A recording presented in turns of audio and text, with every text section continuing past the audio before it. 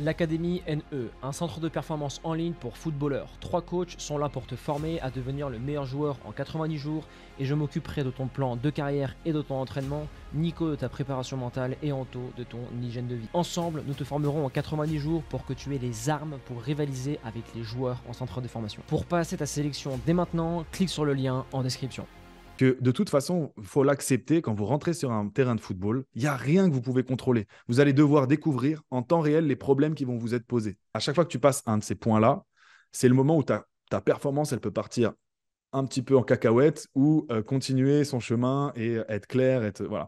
Et en fait, il faut maîtriser, et là, c'est là où ça devient un petit peu individualisé, maîtriser les points qui sont les points du moment où l'émotion arrive, le point où la concentration peut naître ou partir, etc., etc. Et en fait, ces points-là, s'ils ne sont pas maîtrisés, c'est le moment où, sans te rendre compte, ta performance, elle commence déjà à bifurquer. Et plus il montait dans la compétition, et plus le coach du Maroc s'est mis à dire maintenant, on va le faire pour tout le peuple. Et même, c'est à un moment donné, dans une conférence de presse, il a dit on va le faire pour toute l'Afrique. Genre, on est là, on est les représentants. Ouais, Mais attends, je tu comprends, vois ce ouais. que je veux dire? T'alourdis le contexte de fou malade, alors que les gars, eux, à la base, ils étaient bons, il n'y avait rien à faire. Et je ne sais pas si c'était une erreur, peut-être qu'il a senti qu'il avait besoin de les motiver, mais moi, il me semblait archi motivé cette équipe, il n'y avait pas de problème de motivation.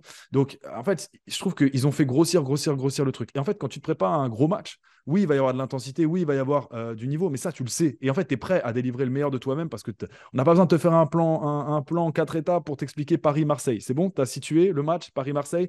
Voilà, tout le monde est à bloc, tout le monde. Voilà. Donc, c'est presque le move qu'il faut faire quand tu joues un match comme ça. C'est presque dégrossir un petit peu l'enjeu et revenir à quelque chose qui est plus émotionnellement gérable. Salut Nico, j'espère que tu vas bien. Salut à tous, la team NE. Aujourd'hui, avec Nico, on Salut. va attaquer un podcast hyper intéressant. Comment se préparer mentalement, pas pour un match, mais comment se préparer mentalement pour un très très gros match.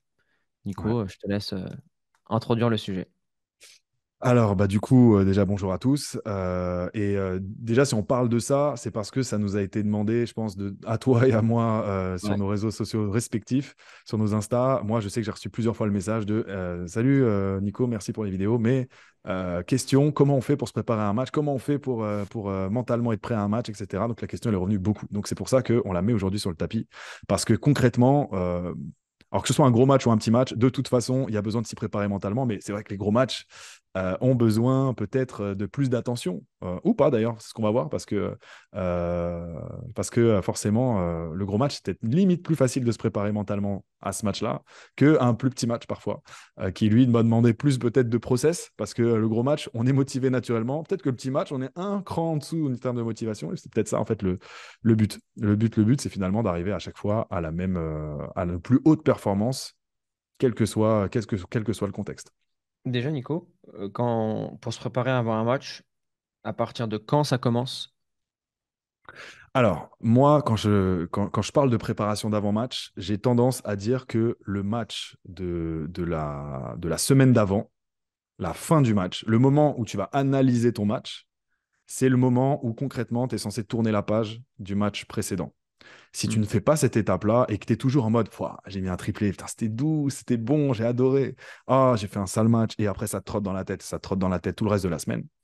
En fait, que tu aies mis un triplé ou que tu aies fait un sale match, peu importe, tu vas conserver c'est comme des résidus émotionnels de ça qui vont venir polluer ta semaine d'entraînement, qui vont venir polluer ton attitude à l'entraînement et tu vas être en réaction. Donc, si tu as mis ton triplé à l'entraînement, tu vas être encore connecté à ça et tu vas être encore en fait connecté au précédent match. Donc, en fait, ce qui se passe, c'est qu'à ce moment-là, tu laisses pas de place au match suivant. En fait, tu n'es pas en train de te dire, hey, il y a un match qui arrive, il nécessite toute mon attention, toute ma préparation.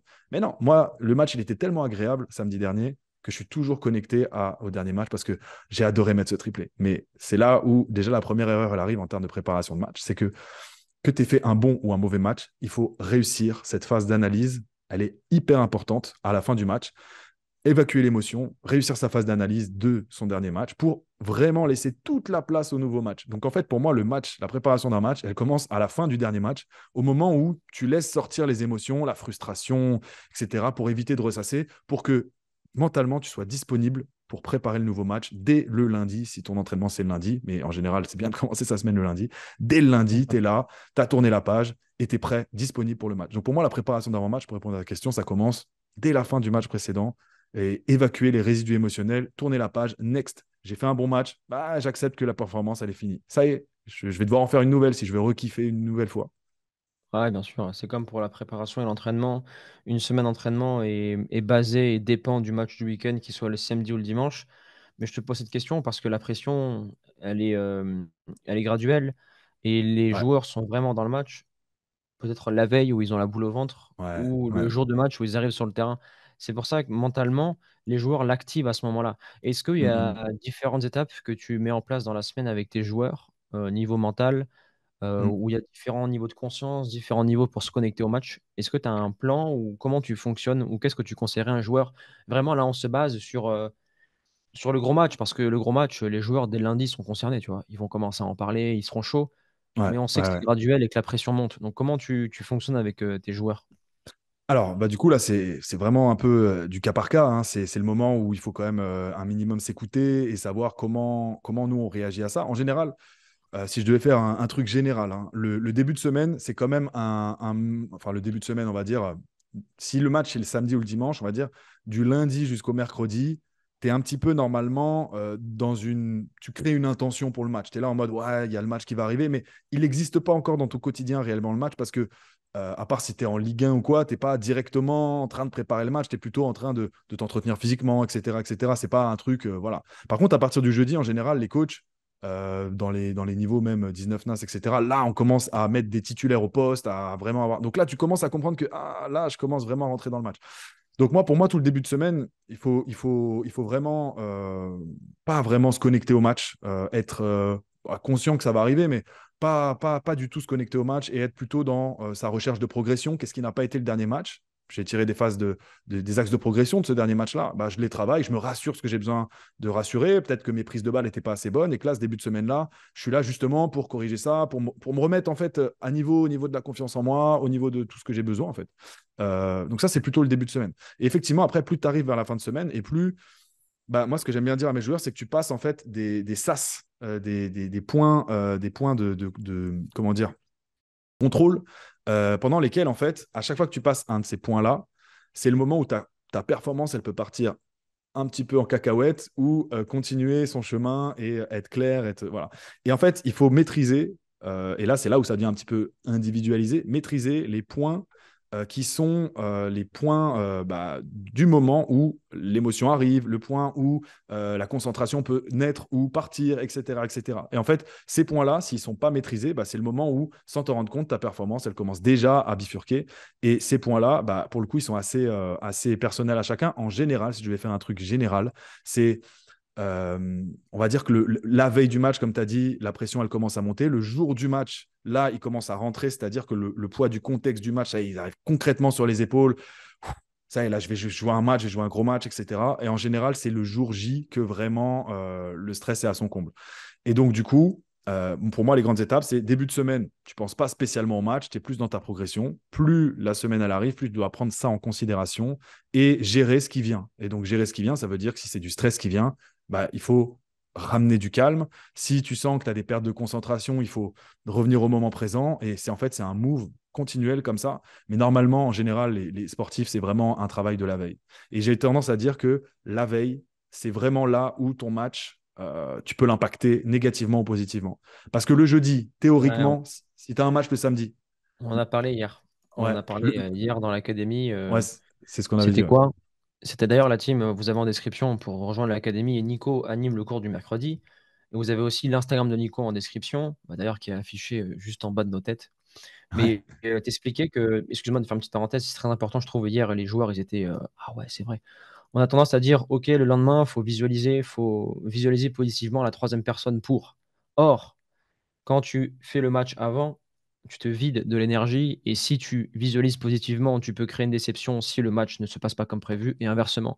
Si tu visualises de la négativité, tu vas arriver sur le terrain négatif.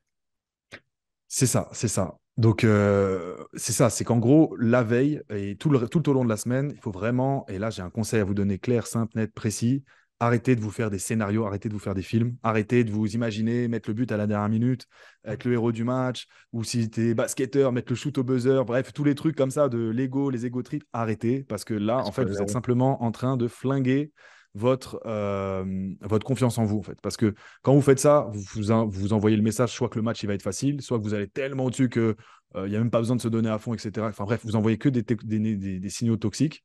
Et en fait, vous utilisez déjà l'énergie mentale du match pour quelque chose qui n'a pas lieu d'être, c'est-à-dire, bah, on va appeler ça un chat, c'est la masturbation mentale, hein, ni plus ni moins. Donc ça, c'est Ouais. vraiment, vraiment toxique, les gars.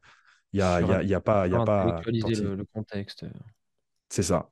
C'est ça, c'est ça. Et du coup, ce qu'on disait hier, c'est ce que vous faites. Du coup, quand vous faites ça, en fait, c'est exactement comme si vous étiez en mode, vous voyez, les parents qui disent, ouais, si tu vas chercher le pain, alors fais attention à ça, parle pas aux inconnus, attention aux voitures, regarde bien le feu rouge, regarde. L'enfant, à la fin, il se demande s'il est capable de le faire. Alors qu'un parent qui est là en mode, tu vas chercher le pain, tiens, 5 euros, allez, on se dit à dans 3 minutes. Voilà, l'enfant, il sait qu'il est capable de le faire. Parce qu'on lui fait confiance, en fait. Et l'idée, c'est que si on est en mode la veille à essayer de diriger des scénarios, à essayer de se dire ça pourrait se passer comme ça pourrait se passer comme ça, et si je fais ça, le coach, peut-être que nanani, nanana, bah, en fait, c'est simplement qu'on est en train de surcharger le mois de Et, demain en mode ce que tu vas vivre demain, ça va être chaud, ça va être compliqué. Donc, en fait, tu lui transmets pas de la confiance à ton toi de demain. Et à ce moment-là, ça part en cacahuète. et c'est là où putain, il faut que je note parce que sinon on va oublier.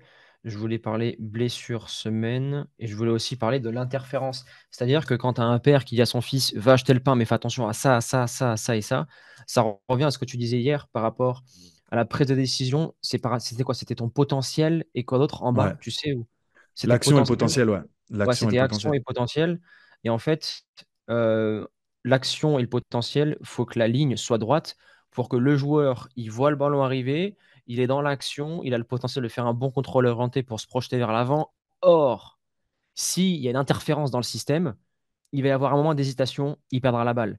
Et l'action et le potentiel chez un joueur, et c'est là où on est dans la préparation d'avant-match, c'est que plus vous entraînez, plus vous répétez un geste, et plus vous, mentalement, vous restez dans la ligne conductrice de Nico, c'est-à-dire ne pas faire le match avant, plus le chemin sera rapide entre l'action et le potentiel.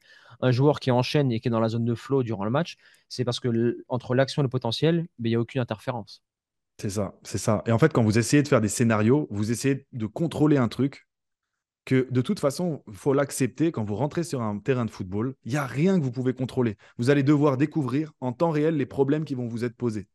C'est du temps C'est réel, ça c'est-à-dire le qu'il sport y a un collectif, hein. problème tactique, il faut le résoudre maintenant. Il y a un problème, la balle, elle est entre moi et lui. Par exemple, si on situe une action, la balle, elle rebondit, vous arrivez tous les deux en vitesse, toi et un autre joueur sur le ballon, et tu sais qu'en stock, tu as potentiellement une petite pichenette au-dessus de ton pied, un sombrero, je mets mon corps en opposition et je me mets en protection de balle. Bref, tu as plein de choses en stock.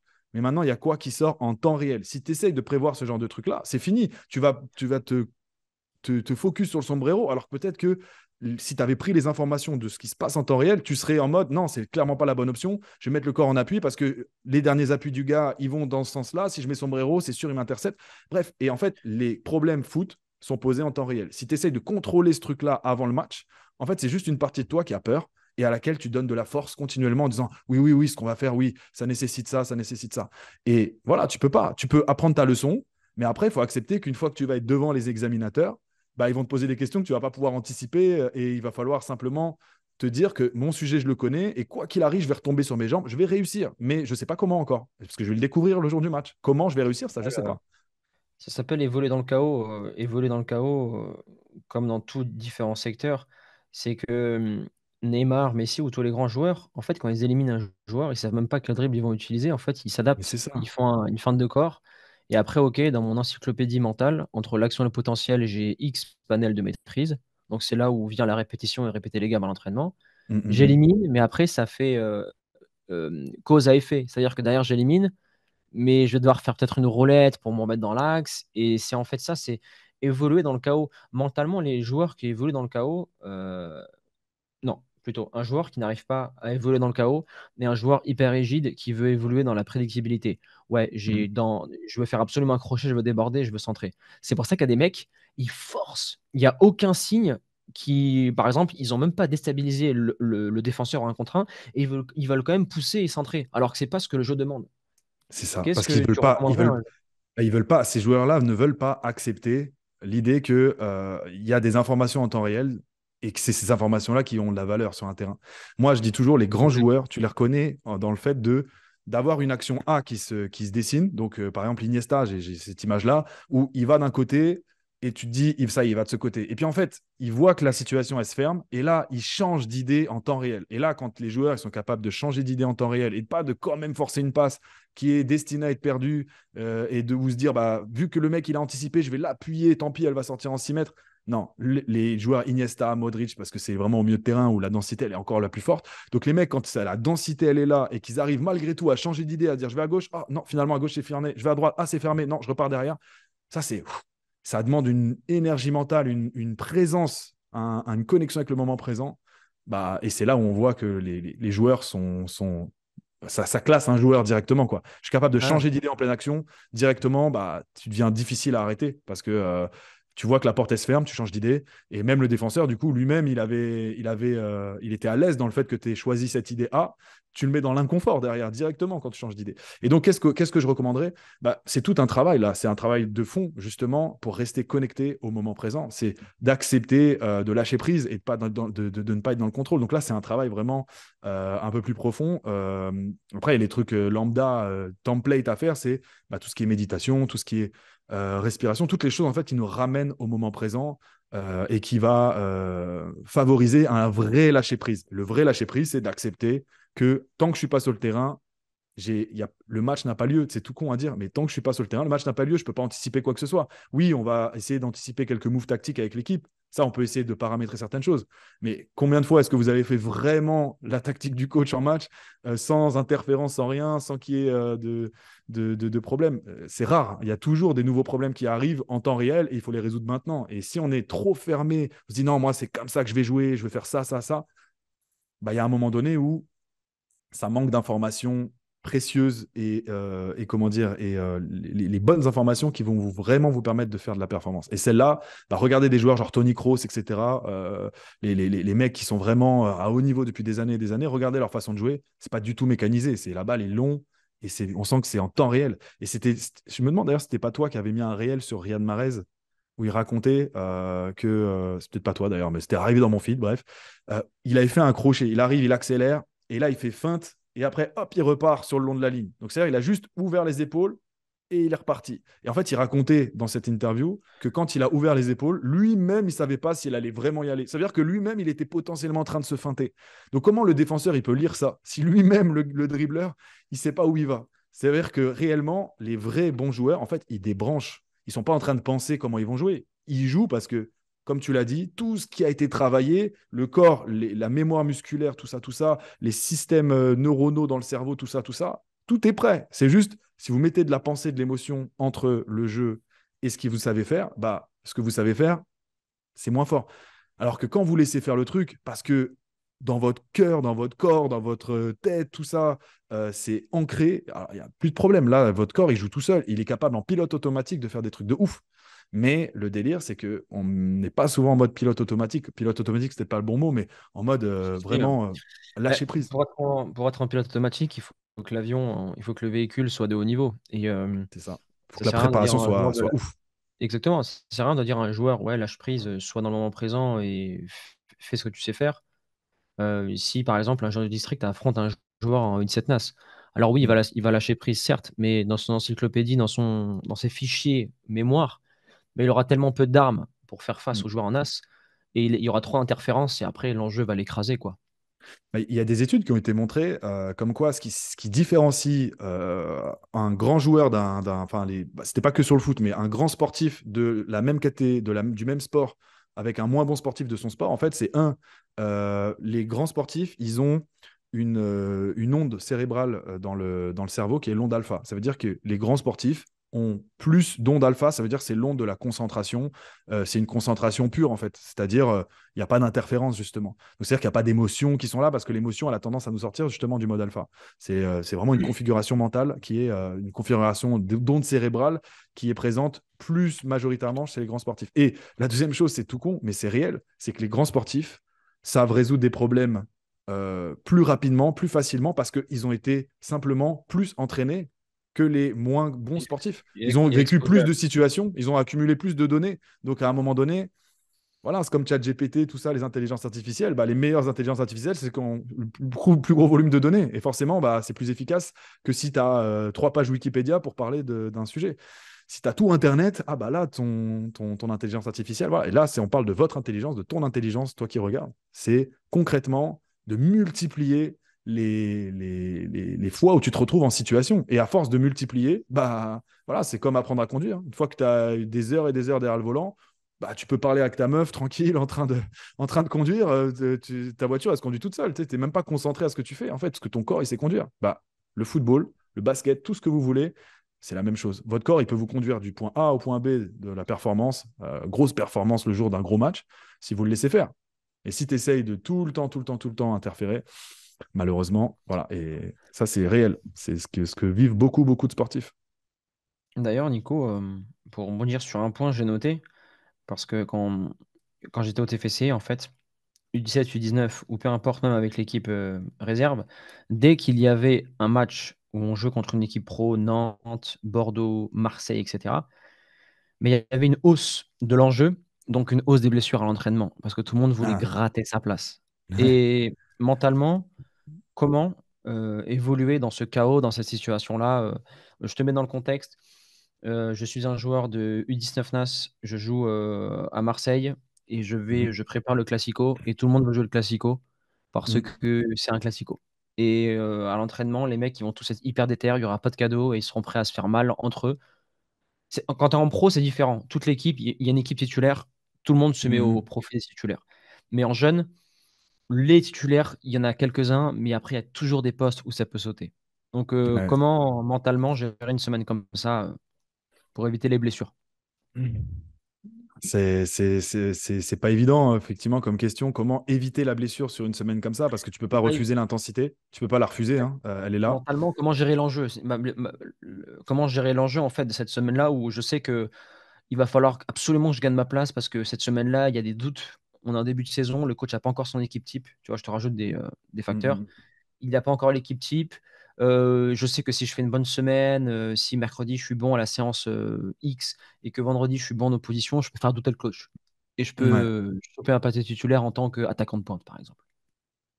Bah, on en revient toujours à la même chose. C'est de toute façon, à la fin, c'est la performance qui va sur l'entraînement, du coup, qui va dicter si oui ou non tu envoies les bons messages. Et une performance, elle s'écrit toujours dans un certain équilibre de soi-même. Ça veut dire si tu pousses un curseur au max, ça va. Si tu essaies d'être intense de fou, tout ce que je fais, je le fais intensément.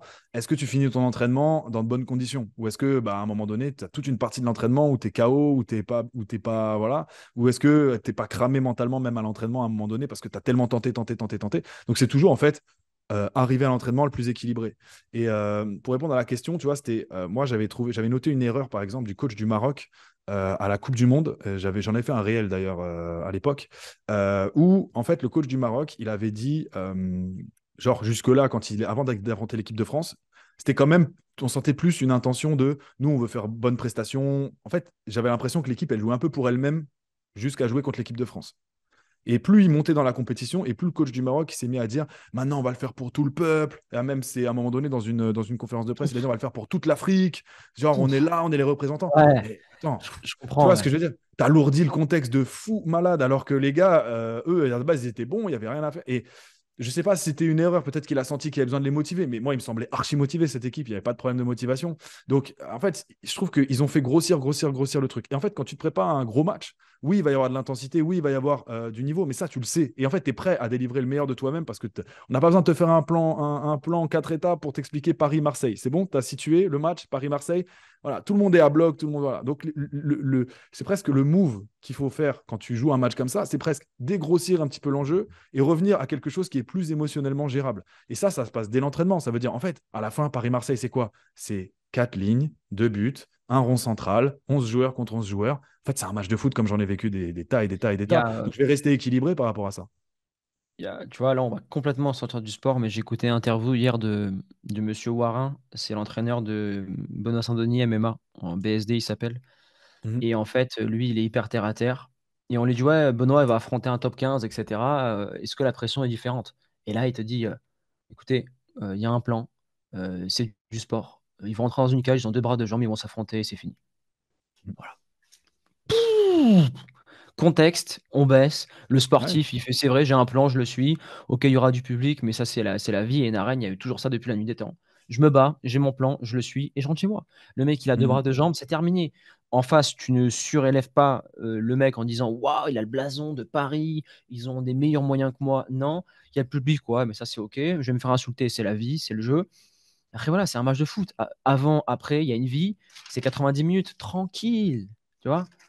Ouais, Après, si tu veux encore partir plus loin, tu dis écoute, avec les temps modernes, on peut vivre jusqu'à 90, 100 ans. Ça représente quoi 90 minutes sur toute ma vie? Est-ce que je vais être jugé en tant qu'homme sur ça? Tranquille. Prépare-toi, fais le job, mais n'oublie pas que c'est que du foot.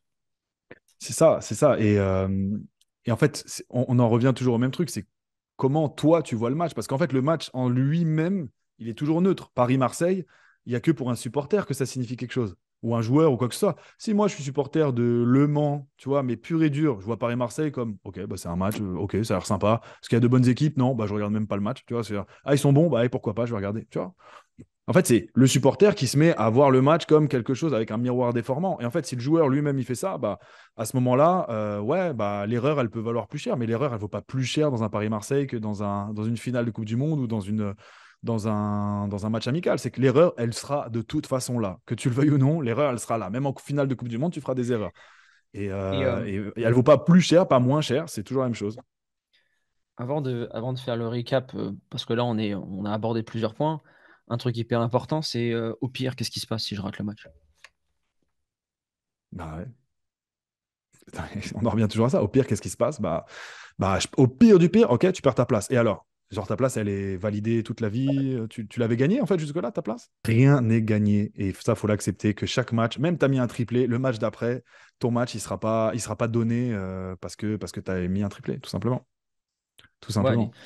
tu vois, les joueurs, ils disent, ouais, si je suis pas bon, il y a des recruteurs, il faut absolument que je sois bon, c'est la seule chance de ma vie, blablabla. Écoute, moi, j'ai raté trois détections, j'ai raté à Nantes, à Rennes, à Auxerre, et j'étais prêt à Toulouse sur la quatrième. Pourquoi? Parce que quand tu es bon, tu fais pas qu'une détection, tu as fait plusieurs. Si tu penses que tu n'as qu'une seule chance, ou ouais, cette fille-là, c'est la bonne, faut absolument pas que je me rate, calme-toi. Tu es un beau gosse, Ah, t'as du charisme, tu es quelqu'un qui a de la valeur. Une femme, il y en a des milliards, on se calme, tu vois. C'est exactement hum, pareil pour le foot. En pareil. plus, c'est pas comme le MMA ou les sports de boxe, de combat, où tu as des combats tous les 3 4 mois en professionnel, où là, si tu rates le combat, la pression, elle est plus forte, tu vois. Alors qu'en match, bah, tu peux te rattraper le week-end d'après. Il y a toujours moyen de se rattraper. Tu as la semaine. Et les coachs sont lucides de ça. Ils se disent, ouais, il a été contre-performant, ok, ça veut dire que le contexte, il n'a pas su le gérer ou qu'il n'a pas été performant, c'est pas grave, il aura sa seconde chance. Après, C'est voilà, si ça. tu grilles 3 4 cartouches, là, au bout d'un moment, on peut rien faire pour toi. C'est ça, c'est ça, c'est ça. C'est le but aussi, c'est de comprendre que un coach, un recruteur, il n'est pas en train d'épier la moindre erreur que tu vas faire. Non, tous ces gens-là connaissent le foot. Donc ça veut dire qu'il y a un moment donné où tous ces gens-là savent que l'erreur fait partie du jeu. Donc il n'y a pas un moment donné dans une vie où on va te sanctionner à chaque erreur parce que non, ça c'est toi qui te sanctionne à chaque erreur.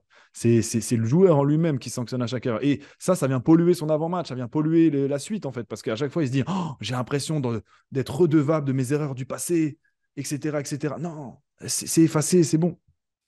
Et un recruteur ne te recrute jamais sur un match aussi. C'est-à-dire que mets-toi à sa place. Si tu dois recruter quelqu'un ou si tu dois te mettre en couple avec une fille, tu vas le faire dès le premier rendez-vous? Non, on va multiplier les points de contact, on va acquérir de la confiance, on va dire, ouais, ok, ce joueur-là, il a été bon, un match, deux matchs, ok, le hasard n'existe pas. Quand ça se répète, c'est vraiment que le joueur a les compétences. Ok, à ce moment-là, on va rentrer en contact avec le coach pour savoir si le joueur c'est un branleur ou non, s'il a un bon état d'esprit, s'il va correspondre à l'esprit d'équipe ou aux valeurs du club dans lequel je vais l'amener. C'est là où c'est hyper important d'arriver à l'heure, d'être carré avec tout le monde.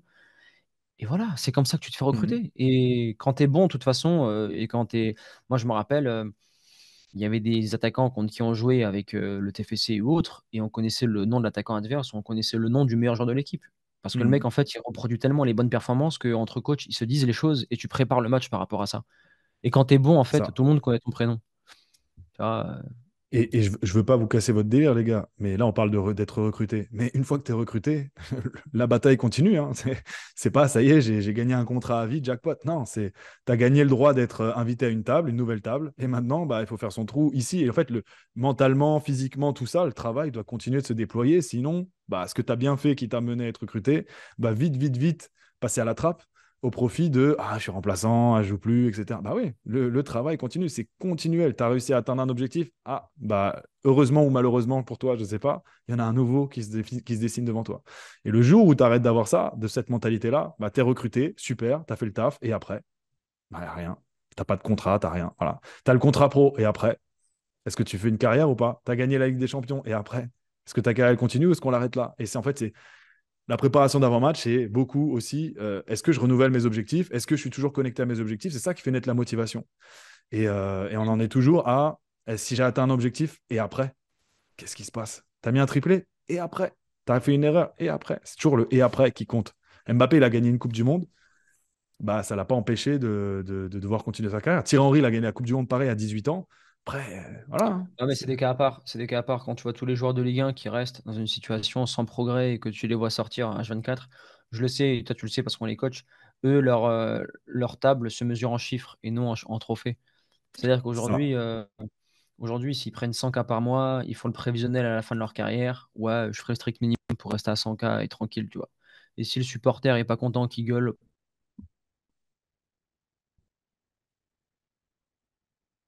Ah, je t'entends plus. Allô, allô, allô. ouais, je te disais, Nico, le Ah, le supporter, joueur, s'il n'est pas content. ouais, le joueur, bah, si le supporter est pas content, je m'en fous. Moi, je prends ma famille, elle est à l'abri, je gagne mon argent.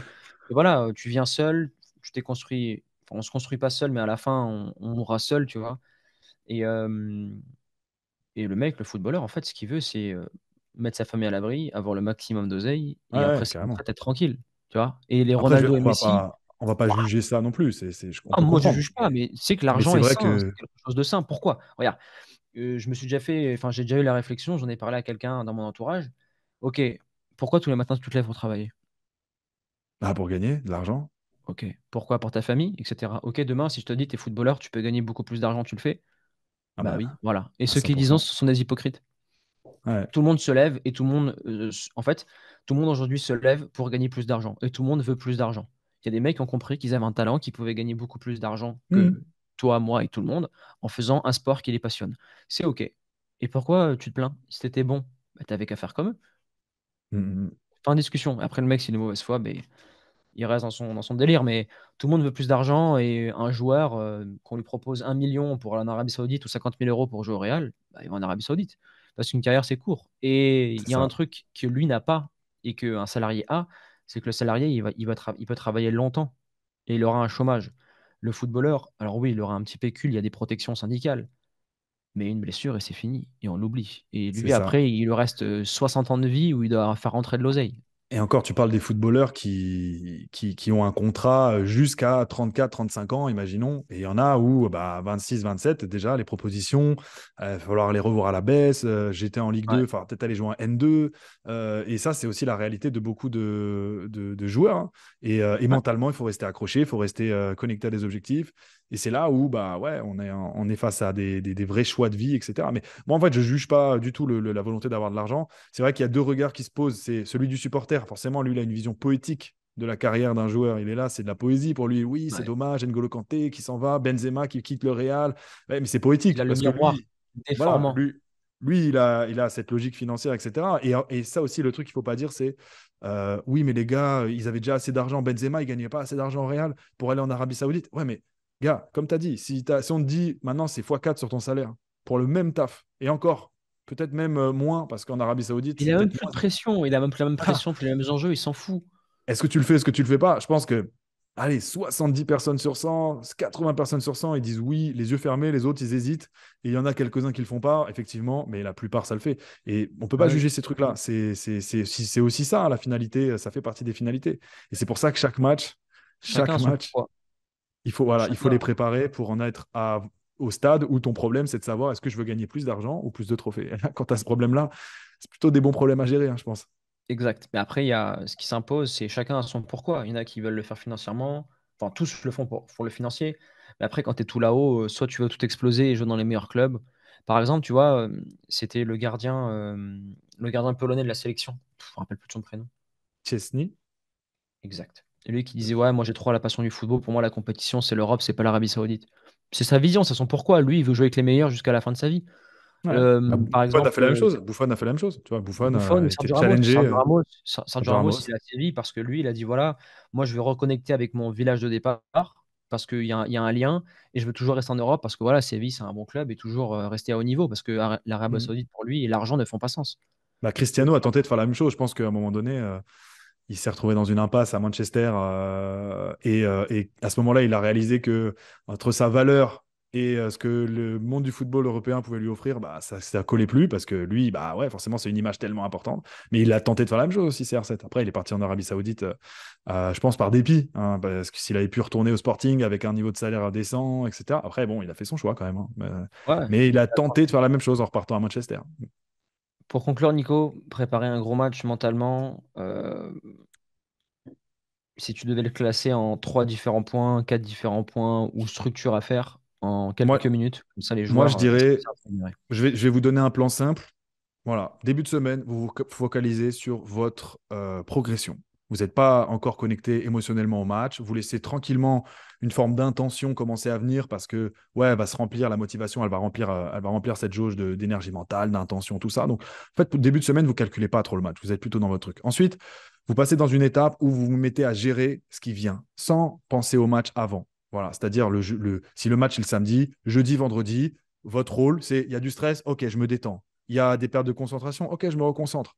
Je suis pas assez motivé, ok, je me motive. Je suis trop motivé, je me calme un peu. Voilà, c'est un peu, là, je remets l'équilibre, etc. Le but, c'est vraiment que le vous de dans 2 jours qui va être sur le terrain, vous lui préserviez toutes ses chances. Donc, vous ne commencez pas à l'amputer de son énergie mentale, à faire le match dans votre tête, etc., etc. Non, On vous dégonfle le lui, ballon. voilà, vous dégonflez le ballon, vous êtes tranquille, tout en préservant quand même de la motivation. Le but, c'est pas que le ballon il soit et que à la fin, moi, je m'en bats les steaks d'être sur le terrain. Non, c'est pas ça le but non plus. Donc, c'est vraiment maintenir l'équilibre. Voilà, c'est en gros, je pense pas au match particulièrement. Je prends par contre ce qui vient le vendredi. Si le match est le samedi, je suis stressé. Et ben, je me détends parce que c'est la seule chose que je peux faire pour mon mois de demain. Donc, je me détends et voilà. Et là, ça va le faire. Et quand je dis je me détends, les gars, pour les hommes, pas de masturbation la veille du match. Ça, c'est clair, net, précis. C'est prouvé que ça fait baisser la testostérone, etc., etc. C'est un détail, mais voilà, pas de masturbation et pas trop d'écran le jour du match. Ça, si c'est un autre conseil, parce que les écrans, pareil, au niveau de l'énergie mentale, ça vous fatigue mentalement d'être sur des écrans. Donc voilà, ça c'est des conseils. Prenez, vous prenez pas, mais c'est des petits trucs. Donc la veille du match, jusqu'à la veille du match, vous êtes en mode de ne pas amputer les chances du mois de demain. Donc pas de projection, pas autre chose que se détendre, etc., etc. Par contre, le jour du match, là, il faut que vous ayez une étape. Effectivement, vous avez besoin de 3 ingrédients globalement. C'est un, d'être activé. C'est concentration, c'est je dois être activé. Donc concrètement, là, vous pouvez commencer à vous faire des petits films, entre guillemets, mais qui ne concernent que le jeu en lui-même. Ça veut dire, je suis milieu de terrain, je vais devoir faire des passes vers l'avant, je vais devoir faire des passes latérales, je dois faire des passes longues, des passes courtes. Et en fait, je ne suis pas en train de me créer un scénario avec ça, je suis juste en train de me dire, OK, passe courte, commence mon Comme, échauffement mental. comme le plongeur qui répète sa pirouette. Exactement. Ou comme le basketteur qui est là en train de répéter ses Tac. shoots. OK, je vais shooter dans telle position. Des fois, je vais être dans l'angle là-bas. Des fois, je vais être là. Et je m'imagine dans tous les angles. Et évidemment que j'imagine un truc, une fin positive quand je fais les trucs. Je m'imagine pas me faire intercepter le ballon ou quoi. Mais par contre, en fait, je suis concentré sur le jeu en lui-même, sur le geste en lui-même. Voilà. Il n'y a pas d'ego, il n'y a pas de conséquences à ce que je fais. Je fais la passe, après le mec il va au but, je fais des passes d'ess. Non, il n'y a pas de conséquences. Juste, je fais des passes transversales, ça je sais faire. OK. Et en fait, tu actives les choses. L'activation, c'est un petit peu comme, je prends toujours cet exemple, mais c'est comme si on vient de parler dans la rue, on te parle en anglais. Tu es dans les rues de Paris, on te parle en anglais. Tu es là, tu es un peu surpris, tu es ah, bah, bah, bah, bah. Et en fait, ton anglais, il n'était pas activé. Et souvent, ce qui se passe, c'est que les gens qui ont un tout petit peu d'anglais, 2, 3 heures après, ça y est, ils commencent à retrouver les mots qu'ils auraient pu prononcer. Et là, ils disent, ah ouais, c'est vrai que j'aurais pu dire ça, j'aurais pu dire ça. En fait, mon anglais n'était pas activé. Une fois qu'il est activé, c'est bon, les mots, ils sont disponibles. Je ne suis pas bilingue, mais voilà. Bah, c'est pareil. Je suis sûr que c'est déjà arrivé à tout le monde d'arriver en match et de dire, je ne sais pas ce qui m'arrive aujourd'hui, mais passe du pied gauche, elles vont tout en touche, mes têtes, j'arrive pas à les. Ouais, parce qu'en fait, elles n'étaient pas activées. Donc, pour être sûr que ça se soit bien validé et rentrer dans ton match correctement, bah, il y a cette phase d'activation. Ensuite, il y a une phase de concentration plus calme, on va dire, où vraiment on enlève le contexte. Voilà, c'est vraiment là, se recentrer sur le moment présent, être capable de faire abstraction du contexte, etc.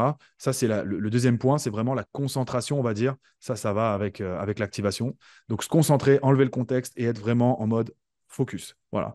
Et avant le match, toujours avoir une phase de relâchement. Toujours avoir une phase de relâchement. et être sûr que votre intention, elle est bien verrouillée. Et donc, ça veut dire, en gros, ce match-là, moi, je viens pour faire un gros match. Et en fait, le piège qui peut se produire, c'est que souvent, en fait, les gens ont besoin de relâchement pour faire des bons matchs. Ils ont besoin d'être calmes, tu vois, ils n'ont pas besoin de monter dans la pression, etc., comme des oufs. Et souvent, ce qui se passe, c'est que dans le vestiaire et dans le groupe, etc., tout le monde, allez les gars, allez les coachs, allez, vas-y. En fait, il fait monter, il fait monter, il fait monter. Et en fait, du coup, il fait monter en même temps tous les curseurs, mais le relâchement aussi, il s'en va parce que tout le monde est là, wouh, comme des oufs. Alors que non, quand on joue, on est quand même besoin d'être calme, d'être serein, d'être lucide. Et en fait, moi, si j'ai un conseil en général, c'est d'éviter de se faire embarquer par ce truc. Voilà, les coachs, ils ont peut-être des craintes, des peurs, Tu sais que la etc. limite, elle est très fine, hein, parce qu'il y a besoin Il y a besoin de d'eux. projection motivationnelle, mais c'est très subtil, hein. Mais si vous vous laissez embarquer par le trop-plein, bah ça y est, peut-être que ça enlève votre côté relâchement et vous commencez à être un peu en mode, Ouais, donc, voilà. et là, le joueur, au lieu de faire des passes tranchantes, le 6, au lieu de faire des passes tranchantes, ben, il va se rabattre vers, OK, je fais les replis défensifs, je vais être dur dans les duels et je fais rien de Exactement. plus. Et c'est là où le Et donc, du potentiel coup, est si vous avez une bonne activation, ça veut dire que vous êtes prêt à mettre votre potentiel sur le terrain parce que vous l'avez préactivé. Vous êtes bien concentré, que vous avez mis du relâchement, que vous n'êtes pas laissé trop embarquer par, voilà, que vous avez mis de la sérénité avant le match. Parce qu'à un moment donné, le ballon, quand vous allez l'avoir, c'est pas le fait d'être wouh qui va vous faire, voilà, non, là, à ce moment-là, il me faut du calme, il faut de la lucidité, il faut que je sois connecté au moment présent. Donc finalement, l'emballement de tout le monde ne me sert pas à grand chose, si ce n'est à peut-être être un peu plus dur au duel, à être un petit peu plus énergique. Mais à un moment donné, il faut quand même jouer au ballon pour gagner le match. Il faut quand même avoir une prestation technique. Et en fait, quand vous vous emballez, bah, vous êtes en train de mettre beaucoup plus le physique au premier plan et la technique au second. Parce que quand on a ce trop plein d'énergie, on a envie de la dépenser. Donc, du coup, on court comme des oufs, on va au duel, tout ça, nanana. Ok, mais quand tu as le ballon, toi, tu fais quoi? Ce niveau d'énergie-là, il faut vraiment le réguler. En fait, c'est toute une question d'équilibre. Une fois que tu es équilibré entre comme tu as dit, j'ai absorbé le truc motivationnel, je suis prêt, j'ai envie, je suis déter, mais en même temps, je suis pas non plus parti dans des sphères qui m'enlèvent en fait toute envie d'être technique et il me reste que le côté boum, je rentre au duel, etc. On n'est pas des rugbyman, on n'est pas des boxeurs, donc non, il y a une partition technique à faire, à réaliser, et cette partition technique, elle a besoin de sérénité. Le vous technique, le toi technique à l'intérieur de toi, il a besoin d'être calme, lucide, serein, pour regarder les meilleures options et voir ce qui se dessine de lui. À la fin, il reste le jeu, hein. Le jeu, c'est des déplacements, c'est des situations à analyser, des situations à ressentir, comment je pourrais la jouer, etc. Et bah voilà, si vous êtes trop dans l'émotionnel, parce que vous êtes laissé embarquer, bah ça remet une couche entre votre action et le potentiel. L'action et le potentiel, ça a du mal à se lier les deux. Donc il y a une action, je sais que je sais faire des trucs, mais il y a cette couche émotionnelle au milieu et je suis un peu, je sais plus qu'est-ce que je pourrais faire. Et ça y est, l'opportunité, elle est finie. Donc voilà, donc vraiment ces trois phases-là, activation, concentration, ça va un peu ensemble, relâchement, et après avoir le bon niveau motivationnel sans partir dans des hautes sphères, sans partir trop bas, sans être trop bas, avoir le bon niveau. Et une fois que vous avez ça, normalement déjà, le match, c'est vraiment pas mal. Je pense que c'est vraiment pas mal. Ouais.